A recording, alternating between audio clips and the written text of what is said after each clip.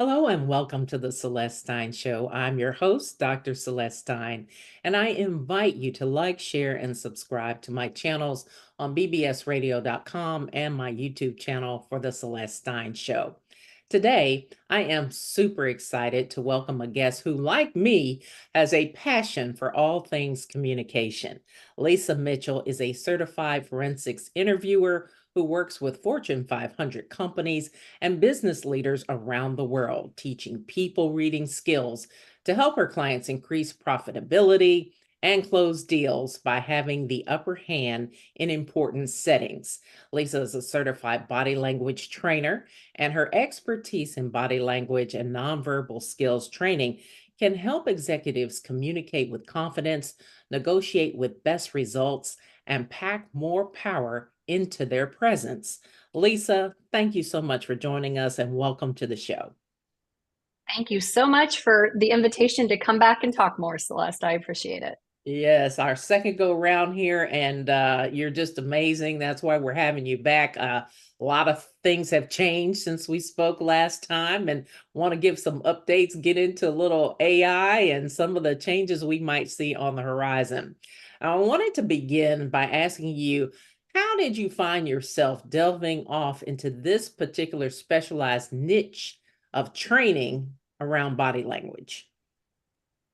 Yeah, I think really the catalyst of my story and my fascination with this particular mode of communication really came from me realizing I was not good at communicating Hmm. personally, and that wasn't an awareness I necessarily achieved on my own. It was just a kind of a series of unfortunate events, if you will, that taught me some painful lessons that when I really got honest with myself about how did I get here, it came down to the fact, well, you're here because you didn't communicate well and Hmm. you didn't pay attention to what other people maybe weren't telling you.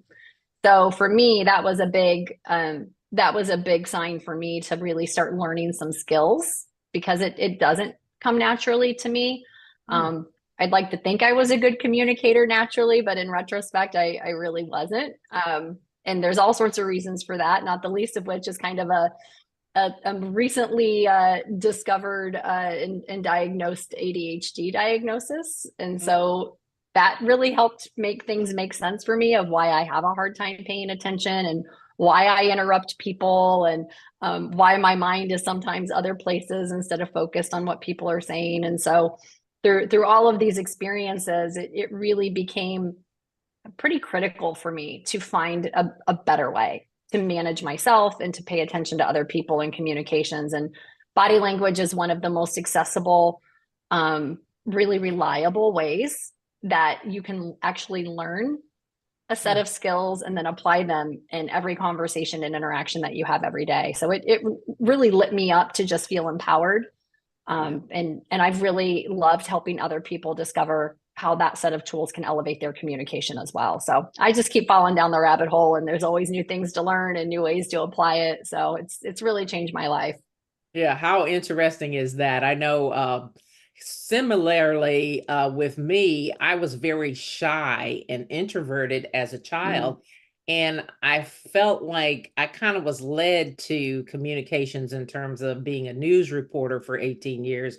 The way I got into that was, I felt like it would kind of force me to be more Yeah, extroverted. And I you mean, don't get to be shy in that role. Yeah. right, right. You have to, and you easily get used to rejection, because every time you go to ask someone, will you come talk to me or whatever, you're going to get about 9 no's before you get a yes.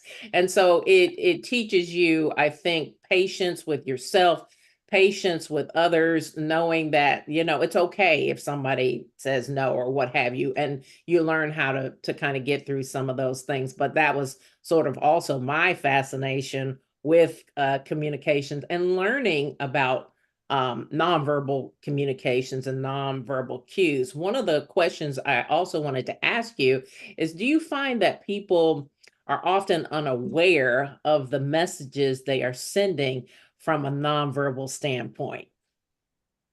Yeah. And I think most people assume that because they know what they want to convey and they know the information that they're trying to share, that they're just doing so very seamlessly and very clearly, and not creating any type of contradiction or confusion for the people who they're speaking to or communicating with. But what we tend to do, especially if we maybe have a dissonance between what we're saying and maybe how we really feel, is Mm-hmm. our nonverbal communication is very honest. So if I'm saying something that maybe I don't fully support, or I don't fully believe, or doesn't feel really true and authentic to me, a lot of times our body language and our nonverbal communication will actually kind of broadcast some mixed messages, which can be really confusing to the person you're communicating with, or can build a sense of distrust or disease, and maybe just not have them feel like they're enjoying the communication because they're kind of getting mixed messages. So I think people who are not intentionally aware of managing kind of the choreography of communication, if you will, have a greater opportunity for misunderstanding and conflict, and just, just being less likable ultimately. Hmm.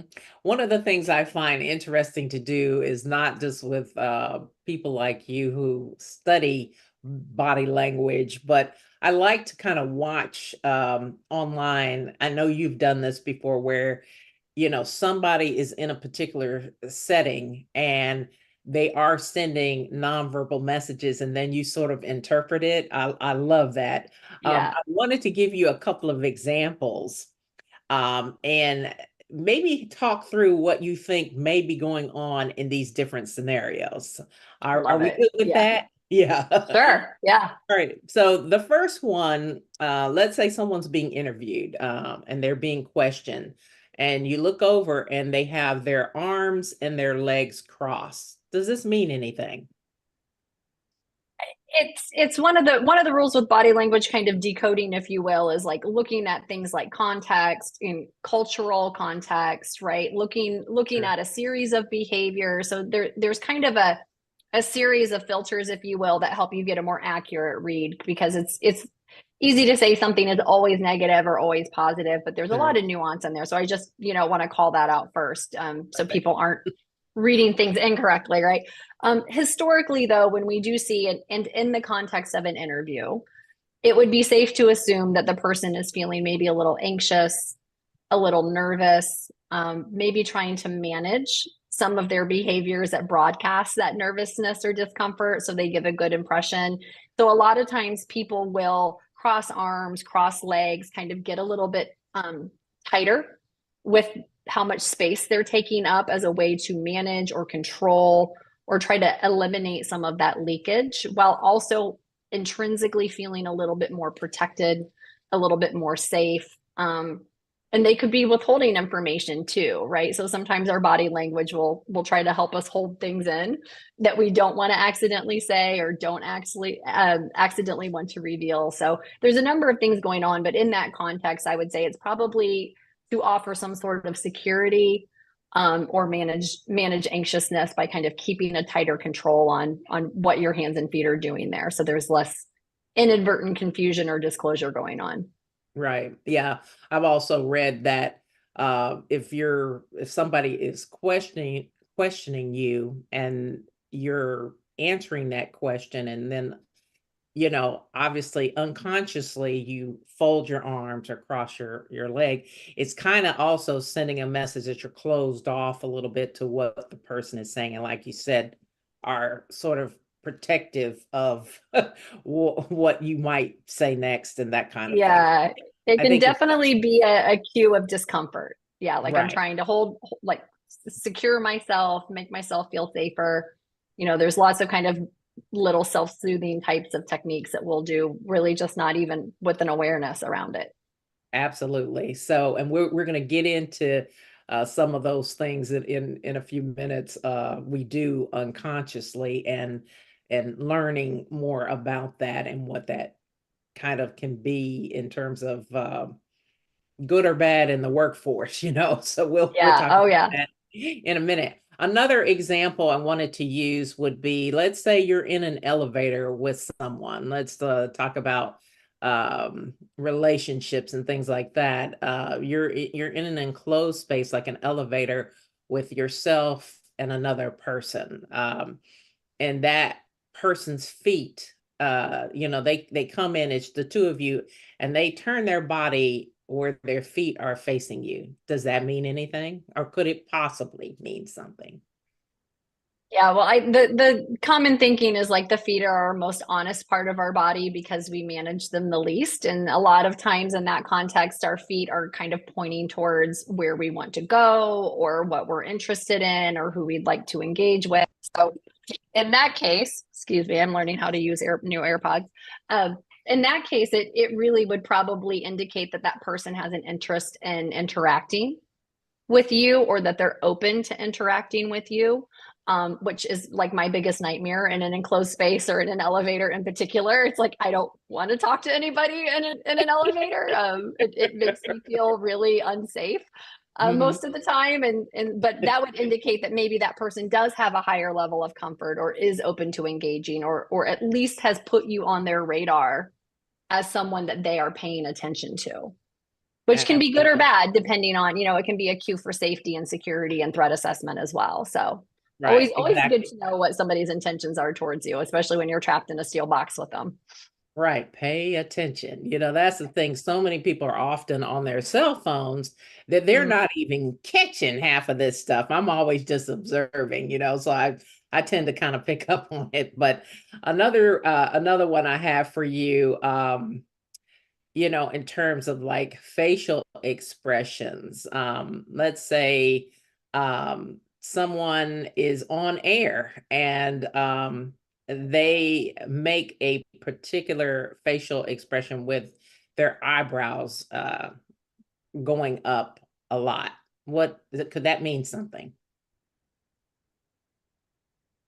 I think your Bluetooth maybe has cut out a little bit. Um, Okay, hang on one second. you're good. You're good. We can hear you. Just take a second here. I'm here. Uh, all right. I think I can tell it seems like we can hear you now. Okay, all right. So sorry about that. That's Technology is being so fun with us today, isn't it? yeah. It's all about communication, right? Right, right. Yeah. Right. Yeah. So when it comes to like, we call those kind of explanatory gestures or exaggerated gestures, right? So when it comes to eyebrows in particular, it can be a punctuator where it's either I'm excited about something or I'm surprised about something. It's usually like think of it as like a facial exclamation point. So whatever the person's saying, or if they're listening to information, that is going to kind of register the level of maybe surprise or enthusiasm or emphasis that they want to put around a certain word or story or part of what they're reporting on, right? So it's kind of that little extra like grab the mic kind of facial expression where it's just a little bit more exaggeration or a higher level of intensity maybe than what was appearing on their face in their natural state. Right. So, do you have any other instances that you found interesting in reading one's body language, especially like in the corporate setting? Yeah, I think it's always very interesting when someone is trying not to say something. They will do all sorts of things to like avoid having, particularly if they're withholding important information or they're being questioned on something that maybe has a higher consequence to them from a punitive standpoint, right? Like people will literally like they'll do everything from clasp their hands tighter to kind of hold themselves. Sometimes they'll like create physical distance, like literally putting more people or more space between them and the people they're interacting with. They might employ like blocking behaviors, like eye blocking or mouth blocking, like literally trying to hold things in so they don't say it. So it's really interesting from that perspective when you're looking for information and you can physically see someone start employing some of these blocking behaviors or distancing behaviors or offsetting from you where the entire rest of the conversation they've been really squared up with you. All of a sudden they turn away a little bit or create a little bit of distance. It's just really paying attention to those nuanced kind of before and afters of Mhm. before a targeted question and then what you see change and like after a targeted question and can tell Right. you a lot about somebody's comfort level. Right. So I've read that Albert Mehrabian came up with, he was a researcher on body language, and he was the one that kind of broke down, how much of our communication is deemed to be nonverbal based on his research, and came up with like 55%. So that's really, when you stop to think about it, that says over half of our communication is actually nonverbal. So one of the things I wanted to kind of get into with that in mind is the fact that we are spending a lot of time on our cell phones, Oh, our smartphones, as they say. And granted, I think back a couple of years ago when cell phones really became prominent, but like in the working world, you may have your cell phone, your laptop, the TV on. This was my daily life, even at home, yeah. where all these things are going on. And as a result, one can begin to feel like in home life with children or spouses or what have you, that the person can be somewhat disengaged Oh, from what is going on, around. So how do you think or feel about parameters with smartphone usage or tablets or computers? How essential is it that we think about that as parents, as people in viable relationships? How should you be thinking about that these days? yeah. I think the use and presence and prevalence of all these different devices and modalities that we're currently utilizing to just kind of live our lives right now, whether it's students in school or professionals in the work environment, like we can't get rid of it. So one of the things we need to be mindful of is, you know, it's a tool. So what is it there to do for us? Right. And how do we continue to moderate it in such a way that it continues to be a tool that we utilize and not something that we are beholden to? Right. Mhm. Like I know I struggle with that. I have my phone, like I'll be watching something on TV and I'll have my phone in my hand, almost like scrolling just out of habit. I'm not even engaging Yeah. with the material, but I am just going through the motions, like almost like muscle memory. And I think for me, that's a red flag of myself of like, okay, you need to create some distance between you and your device. And so I think just having real honest check-ins with yourself of what is the role of this device in my life right now? How much time is it taking out? Is it a barrier between me being present with my family or my coworkers or my clients?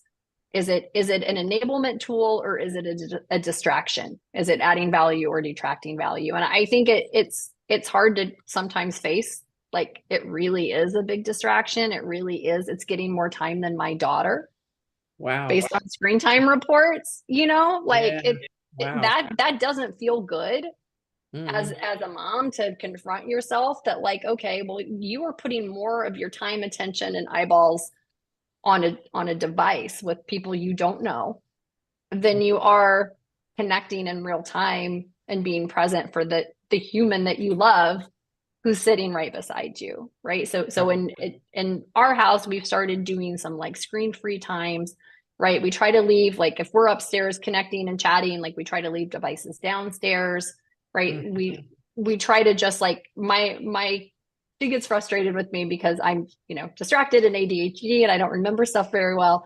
So the rule in my house is like if you do not have eye contact with me, Mm. assume I'm not hearing what you're saying. Right? I've just had to be That's that a good one. honest. I've just Yeah. had to be that honest. And she'll say something and if she gets frustrated with me, I'll be like, "Okay, like let me try this again.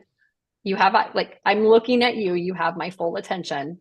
Right. Will you please share that with me again? I didn't mean to, I didn't mean to not give you my full attention basically." So it's just a lot of it's a lot of ownership. It's a lot of confronting yourself. It's a lot of establishing boundaries and rules. And with kids, you can always just turn their Wi-Fi off or like limit their access a little bit. But we don't seem to do that as much with ourselves. We feel more entitled to just let it run amok and take up as much time as we allow it. And so Yeah. there really does need to be an intentionality around management of that. I think so. I think many people are suffering in their relationships with others because as much as we like to think we can multitask and have our computer in front of us and our cell phone and the TV on and maybe even the radio somewhere, it's just all this stimuli coming from all these Yes. different directions. We actually are really not that good at multitasking. That's what the research says. So how do It's like we, such a myth. It's such a yeah. myth that we can multitask. Yeah. Right, right. Well, I think about, I know when I was doing some teaching, I would ask some of my students, what are some ways are you all even managing like, with your parents and growing up with smartphones? Because, a lot of kids now they're getting smartphones at like 5 and 6 years old. So it's Yep. like part of their life, and whereas, I know I didn't grow up with all of that. We had the landline and all Yep. of that, so having to adapt to that later in life, there, seem to be no guidelines or parameters. And even in the classroom, what I was going to say is I realized at one point I came into the one of my classes and every single student out of like 40 students, they were all on some type of device, a tablet, a computer, a smartphone. So I was like, well, I guess it's here to stay. But how do you manage that? And the thing is, many colleges and universities do not have any kind of policy on that. So if parents haven't taught that type of, I guess, behavior in terms of how you should handle that when you're in meetings, this can be a really bad thing. And so we talk about nonverbal cues. I have done many interviews in the capacity of different working jobs that I've had. And I have seen people pull out their cell phone in the middle of an interview, in the middle of a question, even. And so this is not a good thing, but people, they're so used to it now, they're not even thinking this might not be a good idea. And so I know I used to have to actually put parameters in place in the classroom. I would give them the option, hey, you can take your cell phone and put it away yourself. But if I see it out while I'm doing a particular thing, you're going to have to, leave it in this basket up here. And I mean, I hate to go to those, hated to go to those Right. extremes, but, certain people you cannot, you just can't give them that leeway because they just cannot cooperate. And you find that they really are not paying attention. So what are the consequences of not paying attention? You could miss something very important. You could miss a final exam date, like you could miss a For lot. sure. Yeah. So it's really important, I think, that people become intentional and actually think about how we use our devices. One of the things that I also wanted to ask in terms of social awareness, obviously seems like at the bottom line to all this is we're missing a lot if we're missing Mm. some nonverbal cues. But it seems like some people have no social awareness whatsoever. How do you think, especially in the corporate setting or in classrooms, that may be harming them by not having those, Yeah, you know? I I think it's one of those kind of unspoken rules now that just devices will always be present. They take precedence over what's happening in a meeting or in a classroom, and there just is this um, default acceptance that it's going to be part of the experience, right? And there is also a default perception that that's permissible. And so Yeah. I think, and what I have started doing in some situations, right? Like it for me, the example that comes to mind is if I have taken the time to prepare a meeting to do something valuable for you, right? Or a session or whatever. Mm. Um, and you are distracted to the point that I'm not being heard, that there's not an interaction happening, that there isn't presence available for me to provide benefit for. I've just started I've just started calling it what it is, right? It seems like I'm sure like it looks like you're working on something really important. I don't want to be a distraction, right? We should probably reschedule, right? Right. It's a courtesy, it's a call out. It gives them the opportunity to be like, yeah, like this is more important than you. Okay, right? It's going to hurt my ego, but whatever. It's your time, it's your money. Right. Sure, Right. it very well might be. Um, Mm, but what it normally does is it's a gentle awareness bringer that says, I see that you're not connecting to what we're doing here. And I value my time. So I would rather call that time back and let you handle what you feel is more important right now. Right. And it's not confrontational, and you don't have to be, you don't have to be snide about it, or you don't have to be superior about it. Right. It's just an acknowledgement of this is what I'm observing right now. This is why it's not going to help us achieve our goal that we said we wanted to have for today. And let's figure out the path forward, whether that's you giving me your attention, or whether that's us not doing this, or us rescheduling. You have options, but it's one of those things where it's like, I'm not going to allow my time to be disrespected by someone being distracted, right? We are in an attention economy right now. The most yeah. valuable thing in the world is getting somebody's eyeballs and mind focused on you. And Mm, the competition is more fierce than ever. I mean, the right. I saw a kind of an opinion piece on, they have the new 3D goggles, right? The new VR sets that came out. Right.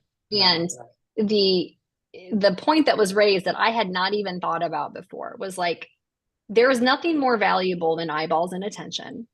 And the closer, like it's not just enough to be clever marketing or engaging content now. Like companies and brands are physically wanting your physical control of your physical senses in space.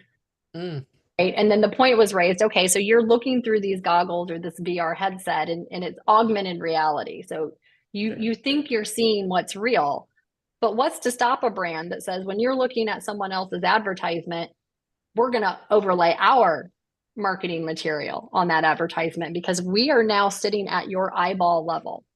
So mm. we can really manipulate or control or monitor.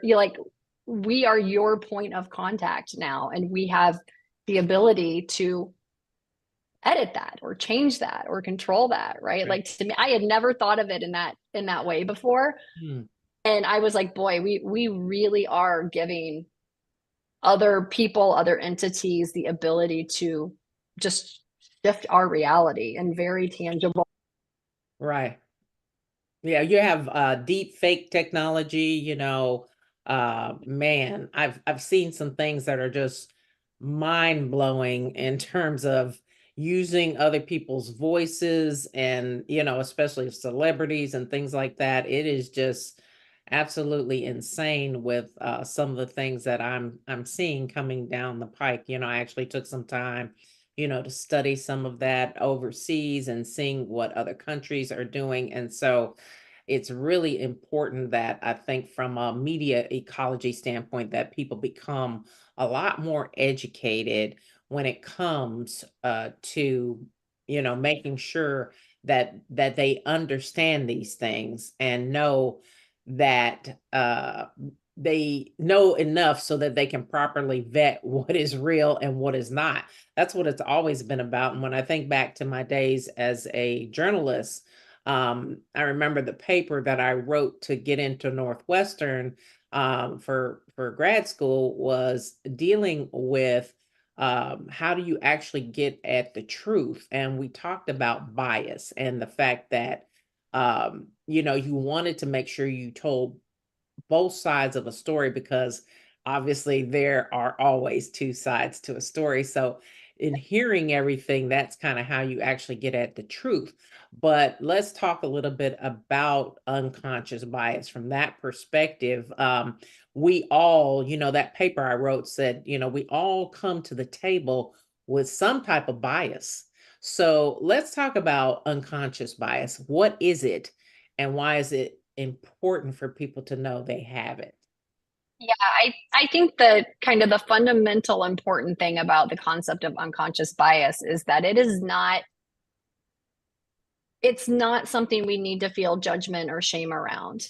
It's Sure. it's just a collection, it's a collection of thoughts and beliefs that we have based on the experiences that we've lived and the information that we've had access to. And so many people are like, oh, I don't have bias, and I don't like it's not a judgment thing. It's just an awareness thing. And I think that that's one of the things that the conversation around unconscious bias just needs to be had. It needs to be normalized, right? The shame around it. It doesn't make you inherently bad because you have an inherent set of beliefs based on the shoes that you've walked in up to this point in your life.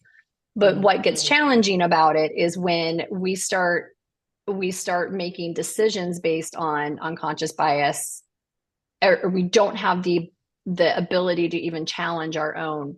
Like, why do we think this? Why do we believe this? Why did we make that thin slice assessment of a person or a situation, right? And what harm could be done by us not challenging that? And with, kind of bringing it back to media and broader exposure, it's very easy for us to turn our unconscious bias into blatant bias if we only consume and receive information that affirms our point of view, whether it's accurate or not. And algorithms are done, like the whole technology backbone of algorithms are designed to continually feed us and flood us with more of what we have engaged with or believe in or most frequently give our attention to. So by nature of design of technology, our unconscious bias is being affirmed, and people are being emboldened to act out of blatant bias then, because that's all they're getting is like, oh yeah, I'm right. Like,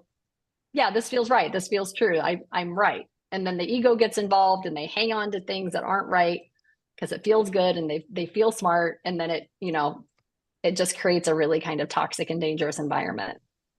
In corporate America, do you think that this is highly prevalent, that people don't necessarily know or are aware of their own unconscious bias? Obviously, you've made a living out of going into companies and talking about this. So when you look around the room, are you seeing the majority of people are kind of not really aware what they bring to the table?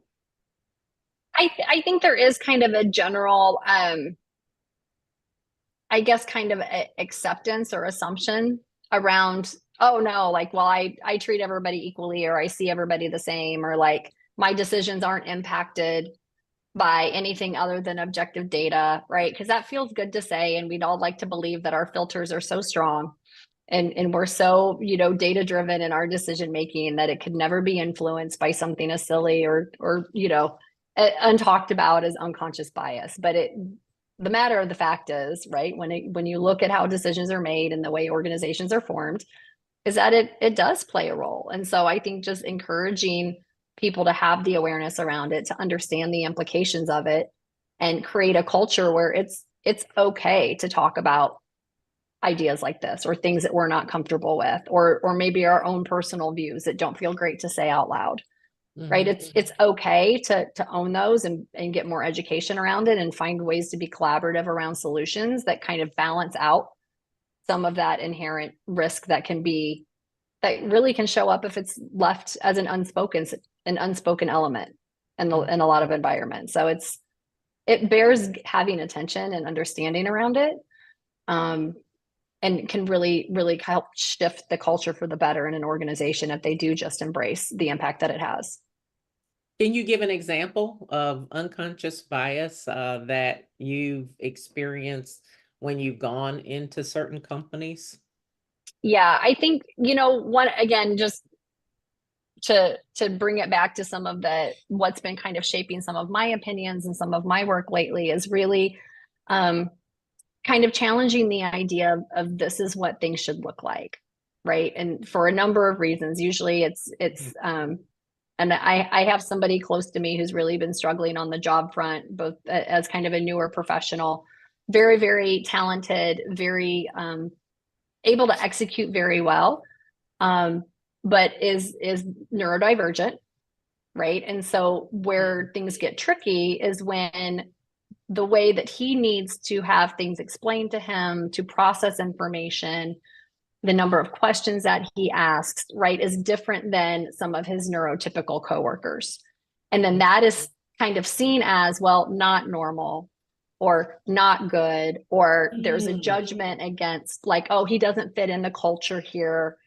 It's been very, very challenging. And as I do more research in this, and again, this is a situation that's very near and dear to my heart, as I start hearing more experiences, especially from the neurodiverse community in regards to their workplace experiences, there is a lot of penalties being leveraged against neurodivergent workers that all show up as like things on their performance appraisal as negatives are just merely the traits and the way that they process information, and how, but that presents as different and or bad when compared to a neurotypical population in the same workplace. And so I think, it can be a product of unconscious bias, right? Of what normal is, or what this role should look like, or how someone should behave in the office or the workplace, right? Like we have kind of this set of beliefs. And if you aren't willing to learn and accommodate and better understand that different doesn't equal bad,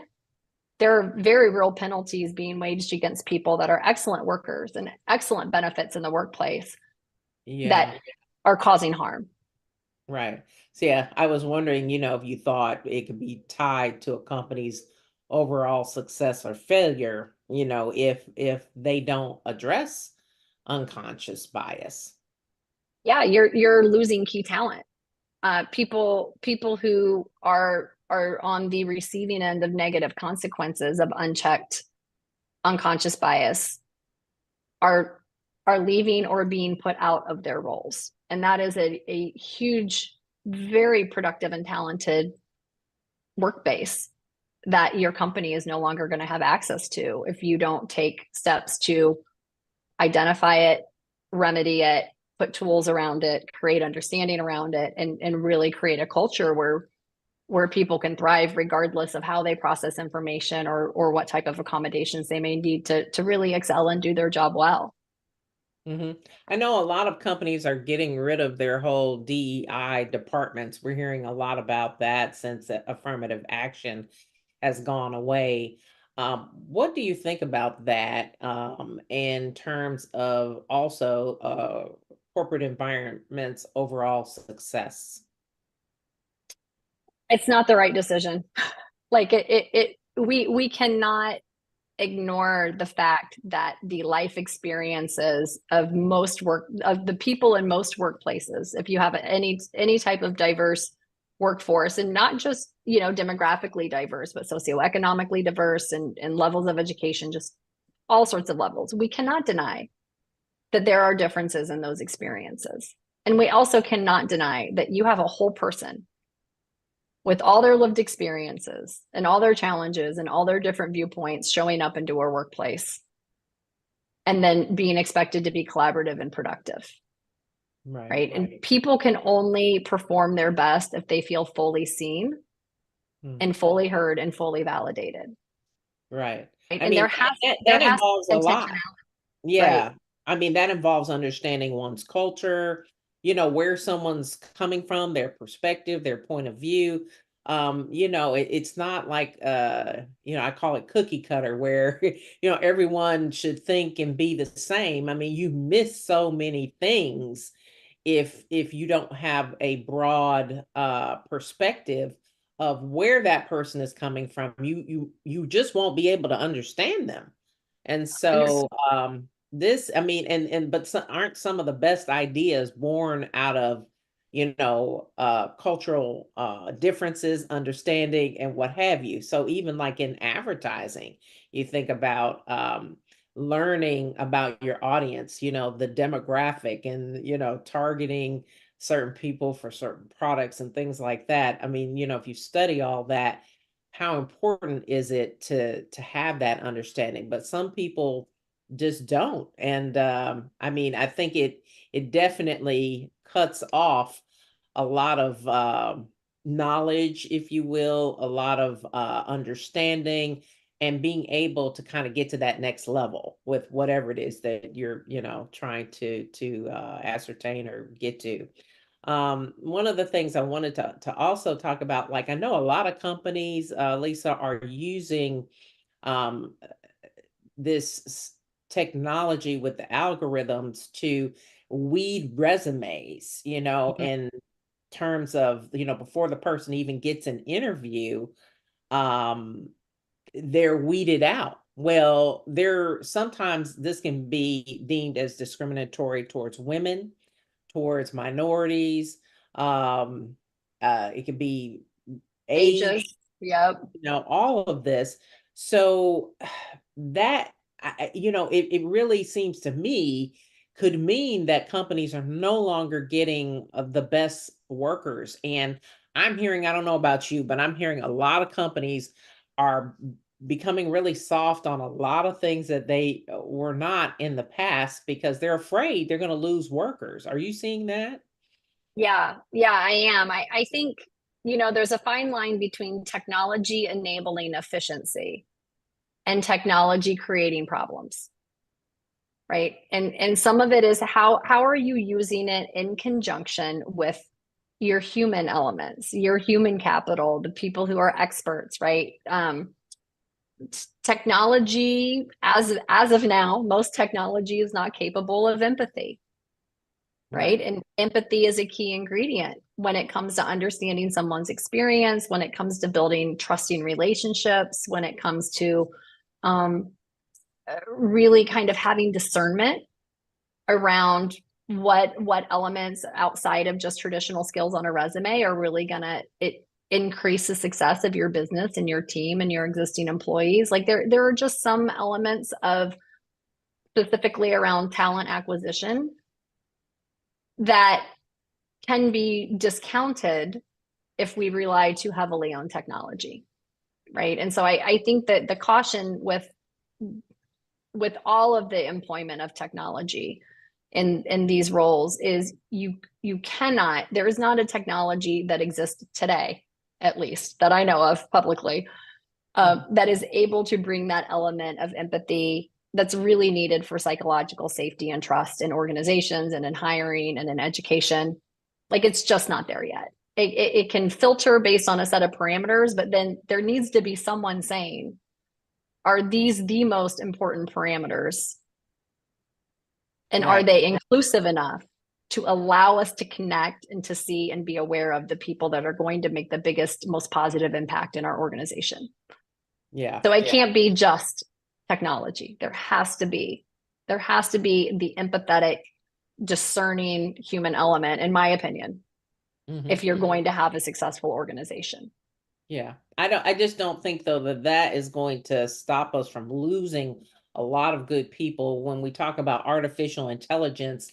I'm hearing from some of the leading experts that I've been counseling and talking to that it's going to definitely lead to a lot of job loss because Yeah. the technology will be more cost effective, and be able to be utilized by people in ways we haven't even begun to think of, in terms of Yeah, how yeah. And it I'm will be used. and I'm hearing the same thing. I have definitely fallen down the AI rabbit hole, specifically as it regards to work. I've taken some additional class time with experts on some of their AI courses of how to use it and utilizing it. I'm using private GPTs. I'm using like all the open source GPTs. Like I'm digging into it because I think for me to be able to help effectively advise companies on how to navigate the use of it, right? Whether it's changing in headcount or it's changing how work is done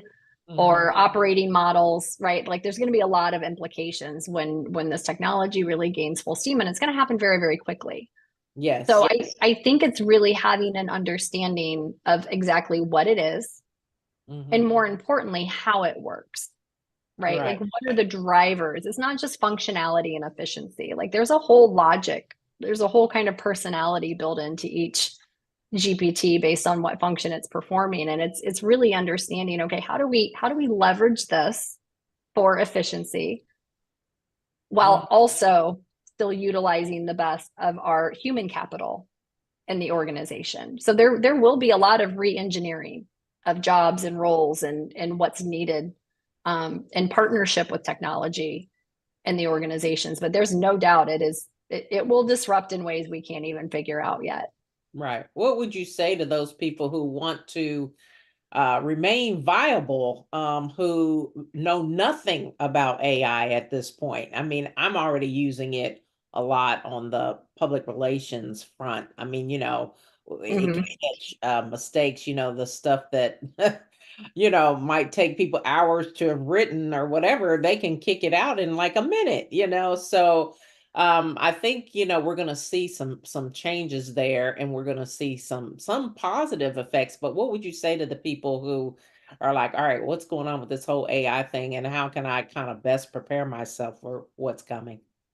Yeah, I mean, there's kind of two schools of thought that I hear most frequently. It's like, who cares? Like, it doesn't matter, which is wrong, or it's going to destroy everything, which I Yeah, hope is wrong, right? I'm hopeful that that's wrong. I hope so. But uh, I think the biggest piece of advice that I have is just don't fear it, learn it. yeah, Learn it, right? Learn, and it's not going to be, I mean, so many people, if you're out and about in your daily life, or you're going to school right now, or in your professional environment, you are already using AI and lots of tools that you're already familiar with. Like, yeah, there's very few business functions right now or pieces of technology, um, where we shop. If you do online shopping, like students are using Grammarly, right? Like, there's already AI in almost all of our normal products that we use and interface with, but they don't say AI, so we don't think that's what it is, right? So right, the reassuring part of that is you already know and interact with AI more than you think you do, right? yeah, Without harm in most cases. So accepting that it can be a useful tool, you don't need to be afraid of it, but yeah, you need to learn it. You need right. to figure out how to be part of it and not left out of it, because that will make you obsolete very quickly. Right. I know, like in teaching, for years there have been some different AI platforms that can catch if someone is plagiarizing and that kind of thing. And I mean, it's pretty amazing the accuracy. So that's one of the things that it can be used for, to kind of double check things that may be needed, but I think it's going to create a whole wave of how we, in terms of how we do things. We're going to have to relearn just about everything.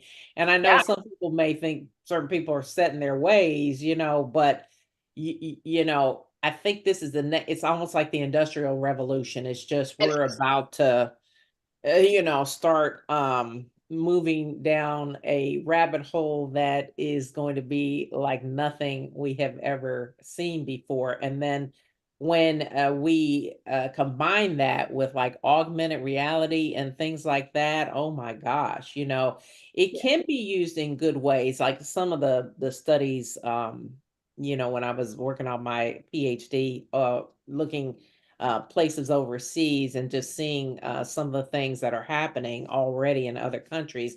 I know, like news anchors and that kind of thing, and even reporting. It's amazing. Like they are using like humanoid robots to actually give the news, and guess what? They don't make any mistakes. Cut down on lawsuits, a lot of Yeah. things. So, Yeah. but they're going to be need to be people who still are double checking things, because AI has not really reached a level of human consciousness, in terms of, that's the one thing it can't do, is be human.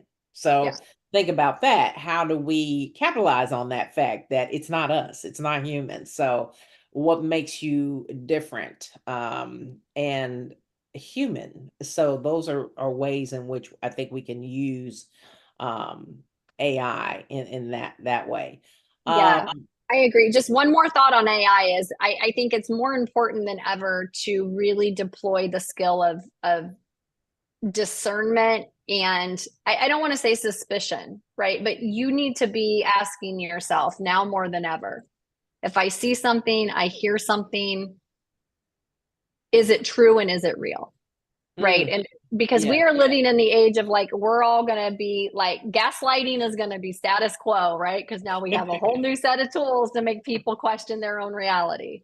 Right. And so I think having that skill, and this is something I think a lot about from the, the justice standpoint and the forensic interviewing standpoint, and how evidence is collected and used, and it's, to me, that's one of the things I haven't gotten a good answer yet, as I've fallen down that rabbit hole, is how are you going to authenticate evidence? I mean, you can create videos of people doing things they never did. You can create voice recordings of people's voices of things they never said. You can manipulate, there's a platform now that I can send a video of this podcast.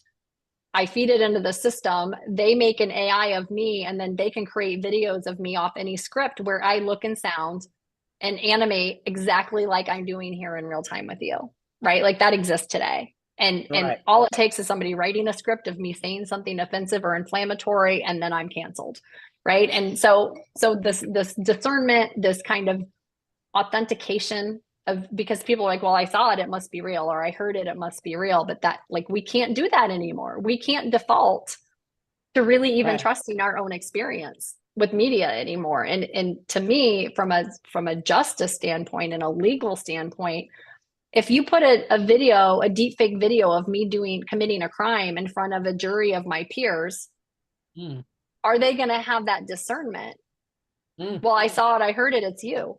Are Yeah. are they going to have that discernment and that level of awareness around the capacity of what AI can do to say, well, maybe that's not you. Like, how do we authenticate this? And so that's kind of like there's a lot of stuff that keeps me up at night. That's just one of like 20 things, but that is a reoccurring, like, how do we solve for that? Because historically we see it all the time. Like the legal system does not keep up with technology. Like Very there are much the laws around, I mean, even like cyber stalking, and like there's so many things that have been terrible. happening for so long Yeah. that So our far behind. our legal code and our justice system, the lawmakers considering these issues don't connect or don't know or aren't educated on it, and the legal system is always so far behind technology. Right. I don't, and with as fast as AI is moving, I don't know how it ever catches up. Like Yeah. it's this is the big existential thing, Celeste, that like eats my brain up when I get too far down the rabbit hole. Because Right. Well, and it's something, I spent a lot of time studying, when working on a degree in strategic communication.